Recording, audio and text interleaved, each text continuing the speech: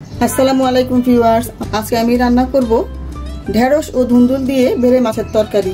কম মশলার রান্না এই তরকারিটি কিন্তু খেতে অসাধারণ লাগে। তো চলুন বন্ধুরা, আমরা এবার চলে যাচ্ছি ধুন্দুল ঢেঁড়স দিয়ে বেলে মাছের তরকারিটি রান্নায়। তার জন্য দুটো বেলে মাছ নিয়েছি। আমি এখন এই মাছগুলোকে কেটে ধুয়ে লবণ মেখে রাখবো। প্রথমে আমি তেল ঢেলে দিচ্ছি, তারপর দিয়ে দিব পেঁয়াজ। পেঁয়াজটা একটু বেশি দিতে হয়।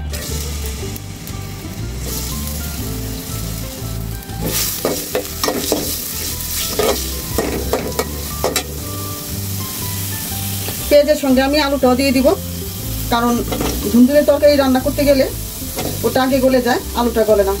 লবণ দিয়ে দিচ্ছি হাফ চা চামচ।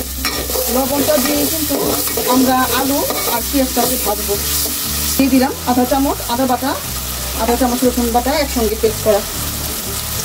হলুদ মরিচ ধনিয়ার গুঁড়ো 1 চা চামচ। ধুন্দুলের তরকারি রান্না করতে কিন্তু মশলা খুবই অল্প লাগে।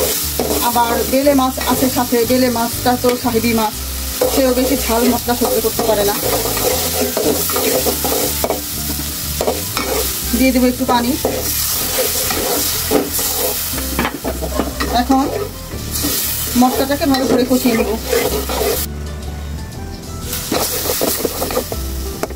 আলুটা সেদ্ধ হয়ে গিয়েছে, এখন আমি এর মধ্যে ধুন্দুলটা দিয়ে দিব।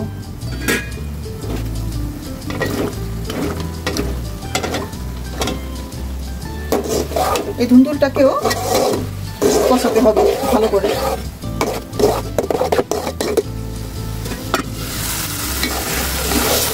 দেখুন ধুন্দুলে কত পানি উঠে গিয়েছে।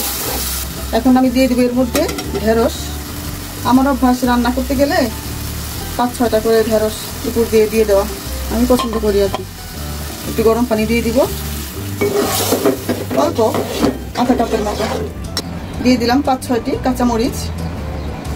এখন লবণটা দেখবেন ঠিক আছে নাকি। এখন উপর দিয়ে মাছগুলো সাজিয়ে দিলাম।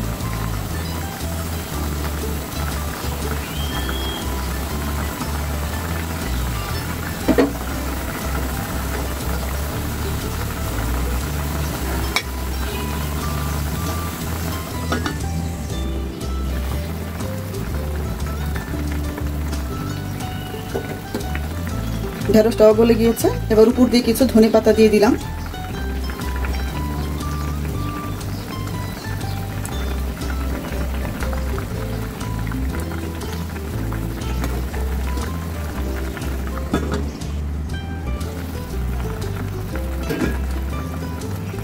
হয়ে গেল আমার ধুন্দুল দিয়ে বেলে মাছের তরকারি রান্না।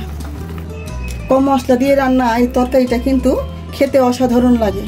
আপনারাও বাড়িতে এভাবে খেয়ে দেখবেন। আবার ফিরে আসবো পরের কোনো ভিডিওতে নতুন কোনো রেসিপি নিয়ে।